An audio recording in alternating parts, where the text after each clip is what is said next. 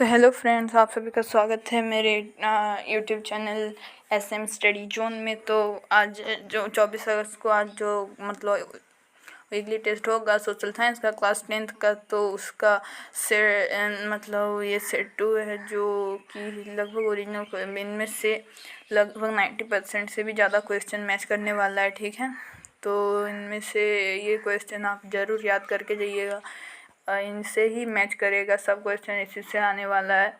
ठीक, हम लोग प्रथम विश्व युद्ध कब हुआ था? प्रथम विश्व युद्ध जो दोस्तों कब हुआ था? तो प्रथम विश्व युद्ध हुआ था 1934 में, 1924 में, 1904 में या फिर 1919 में। तो इसका सही आंसर हो जाएगा 1914 में। ठीक है, 1914 में प्रथम विश्व युद्ध हुआ था। अब देखते हैं रॉकेट एक्ट कब पारित हुआ? रोलेक्ट एक्ट कब पारित हुआ? तो रोलेक्ट एक्ट कब पारित हुआ? तो देखो, ऑप्शन ए है 1917, बी 1920, सी 1918, डी 1919।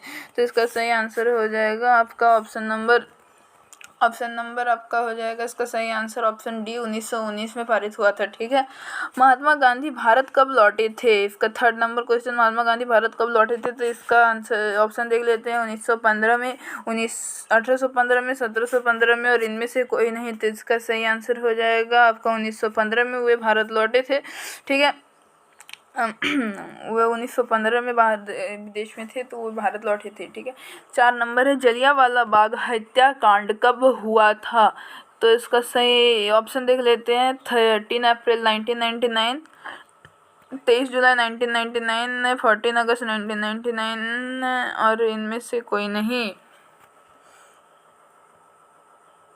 तो इसका हो जाएगा 13 अप्रैल 1919। ठीक है, हिंद स्वराज पुस्तक की रचना किसने की? तो इसका ऑप्शन देख लेते हैं एक बार। तो देख लेते हैं, हिंद स्वराज पुस्तक की रचना किसने की? तो लाल बहादुर शास्त्री, सरदार वल्लभ भाई पटेल, महात्मा गांधी, या फिर इनमें से कोई नहीं। तो इसका सही आंसर हो जाएगा महात्मा गांधी ने किया था। ठीक, महात्मा गांधी ने जो था हिंद स्वराज पुस्तक का ये किया था। 6 नंबर देखते हैं, दुनिया में कितने देशों में संघात्मक शासन व्यवस्था है? दुनिया में कितने देशों में संघात्मक शासन व्यवस्था है? तो दुनिया में देख लेते हैं ऑप्शन, 20 देशों में, 25 देशों में, 30 देशों में, या फिर 35 देशों में। तो इसका सही आंसर हो जाएगा आपका 25 देशों में संघात्मक शासन व्यवस्था है। ठीक है, 7 नंबर क्वेश्चन है, भारतीय संविधान की 8वीं सूची में कितनी भाषाओं को रखा गया है? भारतीय संविधान की 8वीं सूची में कितनी भाषाओं को रखा गया है? तो देखते हैं, ए 15, बी 18, सी 20 और डी 22। इसका सही आंसर हो जाएगा डी 22। ओके, 22 में रखा गया। ठीक है, अब देखते हैं 8 नंबर देखते हैं, जब सत्ता केंद्र और राज्य सरकारों से छीन ली जाती है और स्थानीय सरकार को दे दी जाती है, तो उसे कहा जाता है वितरण, केंद्रीकरण, पुनर्गठन, या फिर विकेंद्रीकरण। तो इसका सही आंसर हो जाएगा आपका विकेंद्रीकरण। जब सत्ता केंद्र और राज्य सरकारों से छीन लेके स्थानीय सरकार को दे दी जाती है, तो इसे विकेंद्रीकरण कहा जाता है। चलिए ठीक है, आगे बढ़ते हैं। प्राथमिक क्षेत्र में सम्मिलित आर्थिक गतिविधियां है। प्राथमिक क्षेत्र में सम्मिलित आर्थिक गतिविधि तो वो है डेयरी, मत्स्य, कृषि, या फिर उपयुक्त सभी। तो इसको सही आंसर हो जाएगा उपयुक्त सभी, क्योंकि डेयरी भी है, मत्स्य भी है और कृषि भी है। ठीक है, 10 नंबर देख लेते हैं, भारत की राष्ट्रीय आय में सर्वाधिक योगदान किस क्षेत्र का है? तो प्राथमिक, द्वितीय, तृतीय, या फिर उपयुक्त सभी। राष्ट्रीय आय में सर्वाधिक योगदान, तो इसका सही आंसर तृतीय का हो जाएगा, क्योंकि आय का ये जो होता है वो तृतीय क्षेत्र का होता है। अब हम लोग सेक्शन बी में 2 × 2 4 नंबर का वेरी शॉर्ट आंसर क्वेश्चन देख लेते हैं। देखिए, ये वेरी इम्पोर्टेंट क्वेश्चन है ना। ठीक है, तो मोस्ट इम्पोर्टेंट क्वेश्चन में आता है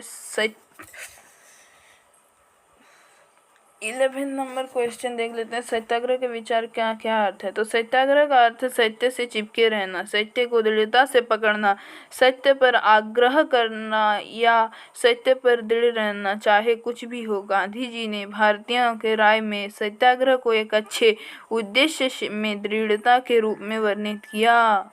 ठीक है, तो सत्याग्रह का अर्थ है सत्य से चिपके रहना, मतलब सत्य को यू करके रखना। ठीक, आगे देखते हैं 12 नंबर। G77 देशों से आप क्या समझते हैं।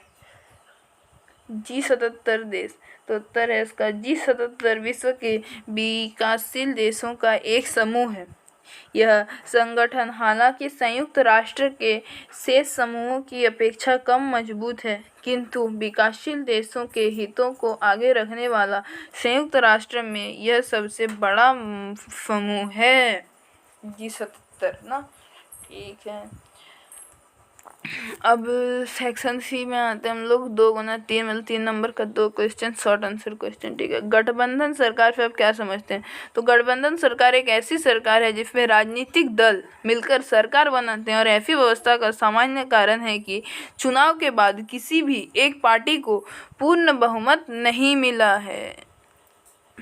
तो ये गठबंधन सरकार जो रहता है तो वे क्या करते हैं, एक पार्टी नहीं अनेक पार्टी मिलके गठबंधन का सरकार नियमित करते हैं और उससे सरकार शासन करते हैं। ठीक है, 14 नंबर देखते हैं। प्रच्छन्न बेरोजगारी और खुली बेरोजगारी में क्या अंतर है।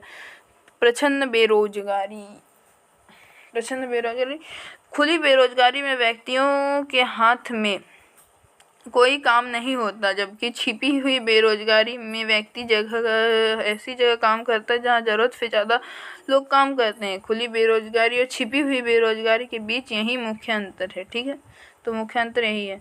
सेक्शन डी देख लेते हैं हम लोग, लॉन्ग आंसर क्वेश्चन। मनरेगा 2005 में उद्देश्यों को लिखें। मनरेगा 2005 के उद्देश्य को आंसर होगा मनरेगा 2005 के अंतर्गत उन सभी लोगों जो काम करने में सक्षम हैं और जिन्हें काम की ज़रूरत है को सरकार द्वारा वर्ष में 100 दिन के रोजगार की गारंटी दी गई है। यदि सरकार रोजगार उपलब्ध कराने में असफल रहती है तो वो लोगों को बेरोजगारी भत्ता देगी। मतलब अगर रोजगार नहीं दे पाती सरकार तो उनको बेरोजगारी भत्ता देना होगा। ठीक है, सविनय अवज्ञा आंदोलन, 16 नंबर क्वेश्चन। सविनय अवज्ञा आंदोलन में विभिन्न वर्गों और समूहों ने क्यों हिस्सा लिया। तो इसका सही आंसर हो जाएगा गरीब किसान स्वराज को उस समय के रूप में मानते थे जब उनके पास अपनी जमीन होगी, उन्हें किराए का भुगतान नहीं करना होगा या भिखारी नहीं करना होगा। उच्च मजदूरी और उत्कृष्ट कामकाजी परिस्थितियों के लिए श्रमिक वर्ग का सपना, इसलिए स्वराज विभिन्न वर्गों और भारतीय समूहों के लिए अमल था। भारतीय समूह के लिए जो अमल था। ठीक है, तो ये आप लोग का लास्ट क्वेश्चन था, 60 नंबर क्वेश्चन। तो ये ओरिजिनल क्वेश्चन ही है, इसी से क्वेश्चन आएगा, बहुत ज़्यादा मैच खाता है। तो धन्यवाद।